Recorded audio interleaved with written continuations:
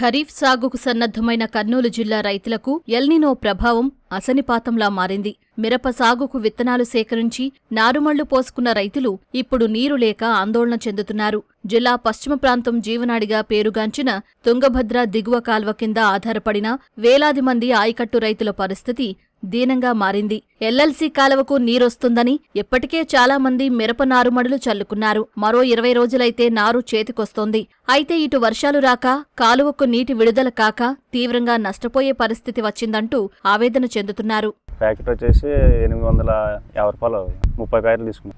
నీళ్ళు వస్తే వేస్తున్నాం సార్, నీళ్ళు రాకలేకుంటే ఇబ్బంది అవుతుంది. విత్తనాల ఖర్చు 40,000 వేస్తారు. ఇప్పుడు ఇందు నుంచి ఒక 10,000 విత్తనం పూంచుకునే ఖర్చు వల్ల వస్తుంది. 10,000 మొత్తం 50,000 వస్తుంది సార్.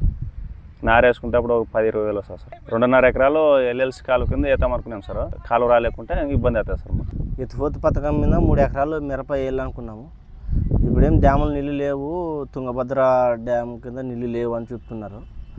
అదే మా పరిస్థితి ఏమో ఒక ప్యాకెట్ 900 పెట్టి 30 ప్యాకెట్లు ఇచ్చేసినాము. ఇప్పుడు నీళ్ళు లేవు అని చెప్తున్నారు. అది ఎట్ట చేయాలా అని మేము ఆలోచిస్తున్నాం సార్. ఏటా తుంగభద్ర జలాశయంలో నీటి నిల్వలు ఉండేవని, ఈసారి వర్షాభావంతో కొంత నిల్వలు తగ్గాయంటూ జలవనరుల శాఖ అధికారులు చెబుతున్నారు. జులై చివరి నాటికి నీటి విడుదలకు ఏర్పాట్లు చేస్తున్నామన్నారు. అయితే పంటల సాగుకు ముందు రైతులు అధికారుల సూచనలకు అనుగుణంగా వెళ్లాలంటూ సూచిస్తున్నారు. మామూలుగా మనకు జూలై ఫస్ట్ వీక్ అంతా కొద్దిగా నీరు ఉండేది టీబీ డ్యాంలో. నీరుని బట్టి మనము ఐఏబీ మీటింగ్ పెట్టుకొని నీటిని ఎప్పుడు వదులుతామని రైతులకు చెప్పేవాళ్ళము. కాకపోతే ఈసారి ఇంకా టీబీ డ్యాంలో చాలా తక్కువ, అంతే 9 టీఎంసీనే ఉంది. తుంగా నదిలో కొద్దిగా ప్రవహిస్తూ ఉంది అన్నారు. అది ఇంకా 1 మంత్ పడుతుంది రియలైజేషన్ అంటున్నారు. దానికి అనుకూలంగా మేము వాటర్ రిలీజెస్ చేయడం జరుగుతుంది. కాకపోతే ఇప్పుడు ఇంతకుముందు కూడా మేము జూలై 3వ వారంలో అట్లా ఇచ్చేవాళ్ళము. 24, 25 లాస్ట్ టైము 16కి ఇచ్చాము. ఆ 16 పైన ఆ విధంగా జూలై 3వ వారంలో ఇవ్వడం జరుగుతుంది.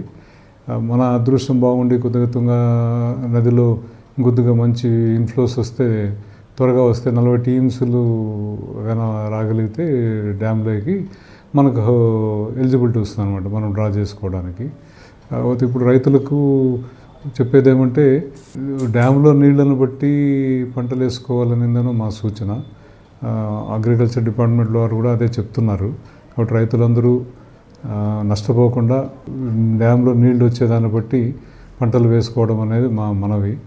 వర్షాలు కురిసి తుంగభద్ర డ్యాంలోకి నీళ్లు వస్తేనే ఈ ఏడాది పంటలు పండించుకునే అవకాశం ఉంటుందంటూ ఆయకట్టు రైతులు ఆశాభావం వ్యక్తం చేస్తున్నారు.